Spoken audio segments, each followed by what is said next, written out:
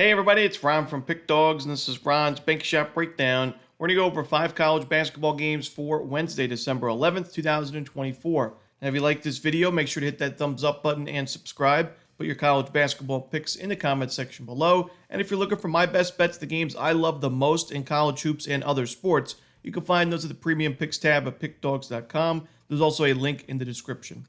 Alrighty, here we go. Here are the games for Wednesday in college basketball. First up, we have Maine and Duquesne. This one is 7 p.m. Eastern. It's going to be on ESPN+. Now, Duquesne had a nice run in the NCAA tournament last year. They won their first round game against BYU as an 11 seed. But so far this season, they have definitely struggled. They only have 2 wins. They're 2-7. They've won 2 of their last 3, so they're starting to turn it around a little bit. But they've also, there were wins against inferior opponents like Old Dominion and Delaware. But here they are facing Maine. I still think Duquesne is a decent team on paper and a competitive team. I think they'll be in the A-10 in conference play. And I think they're undervalued right now. I think they are the much better team in this matchup. Playing at home, I've mentioned we just faded Maine in their last game against Fordham. They lost that one by 15 points. I still think Maine's a little bit overvalued after their hot start to the season. They have a nice record, but they've also played a pretty weak schedule, and they've really struggled on the road so far this year. You look at the numbers, I think Duquesne has a nice advantage on the glass in this game. I think they'll win the turnover battle. And shot quality-wise, I think Duquesne's the much better team here. So at a reasonable number, I'm going to take Duquesne and lay the points. Next up, we have Fairleigh Dickinson and Villanova. This one is 7 p.m. Eastern on Fox Sports 1.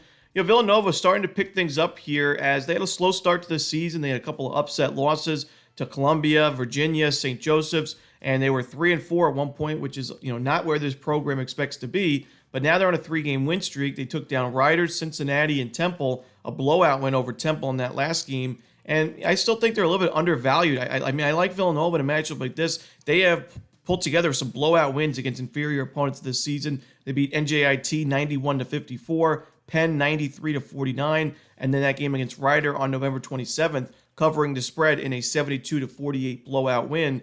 I think we could see a similar result in this game, and Fairleigh Dickinson, ranked 344th in KenPom, makes it one of the weaker teams, the second weakest team that Villanova has faced this year. From a shot quality perspective, I think they're even worse, and I think Villanova has a gigantic advantage on the glass in this game, so I expect Villanova to score at will in this one, but even if the shots aren't falling, they should get a ton of offensive rebounds, a lot of second-chance opportunities, because Fairleigh Dickinson is one of the worst defensive rebounding teams in the country.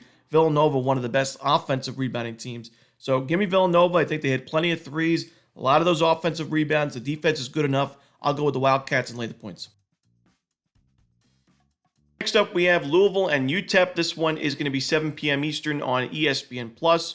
Now, this is another game where I do expect the favorite to win and win it by a pretty good margin, covering the spread along the way. Louisville's on a 3-game losing streak, but their losses to Oklahoma, Ole Miss, and Duke, really no shame in any of those losses. Oklahoma was undefeated at the time. Ole Miss off to a great start to the season. We know Duke is Duke. So for me, I still think Louisville is a great team this year. They had that big blowout win against Indiana, the overtime victory against West Virginia, which looked a lot better after West Virginia upset Gonzaga. I think Louisville, fundamentally a sound team. They have to take better care of the basketball, especially against this aggressive UTEP defense.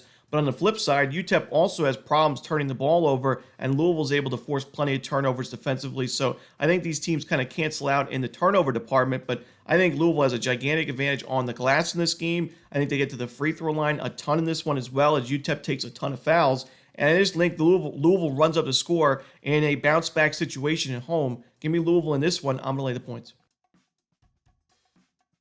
Next up, it's Arkansas Pine Bluff and Louisiana Monroe, ULM. This one 7:30 Eastern on ESPN+.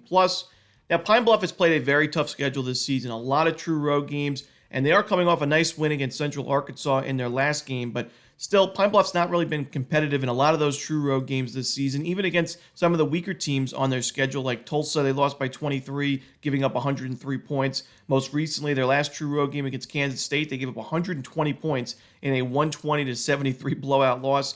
Gave up 112 to Missouri. So for me, 92-64 to Incarnate Word. For me, it's tough to get there at Pine Bluff on the road right now. They are an inexperienced team, fundamentally struggling, turning the ball over a lot. They're one of the worst rebounding teams in college basketball, and they are really struggling with their two-point defense, giving up a 67% clip to their opponents via two-point field goals. And that's good news for ULM as they score a lot of their points via 2-point field goals. Right now, 56% of the Warhawks' points are scored from 2-point shots. And, ULM, while they're not a great team, I think they match up well here. They're also an experienced team in terms of the returning production. They really returned almost their entire roster from last year's team. And while I think it's going to take a while for them to get going, and they have some injury problems right now, like I said, I think they match up well. They should have a big-time advantage on the glass in this game. I just think that they're a much better team in this matchup, and we're laying a reasonable price because ULM on paper, they're 3-7. They only have They only have one win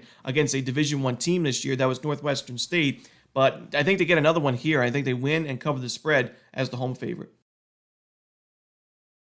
Next up, we have Colgate and Kentucky. This one is 8 p.m. Eastern on ESPN2. Got to mention, this is not a great card in college basketball for Wednesday. We've taken a lot of favorites so far, a lot of chalk. Not usually what I look to do in college hoops, but for me, I just seen, a good amount of favorites. I think we're getting pretty good prices with.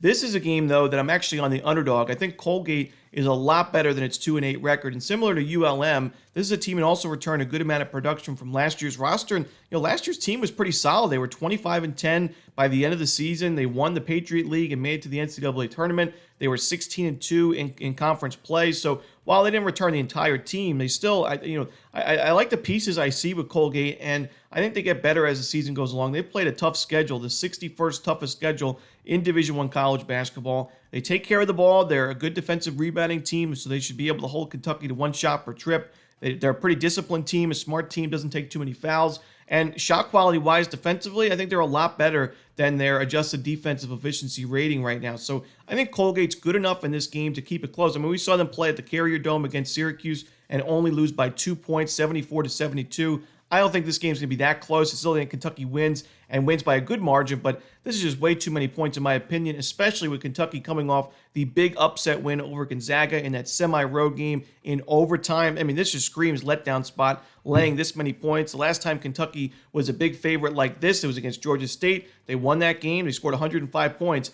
but most importantly, they did not cover the spread. I don't think they cover the spread in this one either. Give me the points with Colgate. And that's it. Those are the games for Wednesday in college hoops. Hope you enjoyed this video. If you did, don't forget to hit that like button and subscribe and put those college basketball picks in the comment section below. Again, if you're looking for my best bets, you can find those at Pickdawgz Premium, and there is a link in the description. As always, this is Romanelli. Good luck.